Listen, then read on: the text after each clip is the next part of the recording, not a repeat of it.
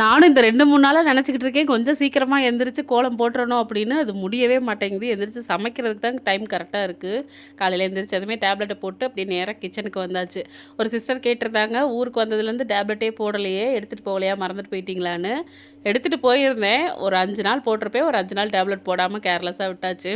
டக்குன்னு டீய குடிச்சிறது, இல்ல வாயில எதனா எடுத்து வச்சுறது அந்த மாரி போயிட்டே இருந்துச்சு. அதனால டேப்லெட் போட மறந்துட்டேன். ஆனா வந்ததுலேருந்து கரெக்ட்டா போட்டுட்ருக்கேன். அடுப்ப கிளீன் பண்ணிட்டு, ஒல ஊத்தி போட்டுட்டு, அரிசியுமே போட்டு விட்டாச்சு. இன்னைக்கு என்ன குழம்பு வைக்க போறேன்னா, காரக்குழம்பு தான். எங்க பாஷையில புளிக்குழம்புப்பா. புளி ஊற வைக்கும்போதே நீங்களே கண்டுபிடிச்சிருப்பீங்க. நெறைய பேர் கமெண்ட்ல கேட்கிற கேள்வி என்னன்னா, உங்களுக்கு வேற குழம்பே வைக்க தெரியாதா? எப்ப பாரு காரக்குழம்பு, காரக்குழம்புன்னு. நானும் நெறைய டைம் ஆன்சர் பண்ணியாச்சு. இன்ஸ்டாலலாம் ஒரு சிஸ்டர் புளிக்குழம்பு அக்கானே பேர் வச்சுட்டாங்க. என்ன பண்றது? வீட்ல என்ன சாப்பிடுறாங்களோ அதுதானே செஞ்சு குடுக்க முடியும்.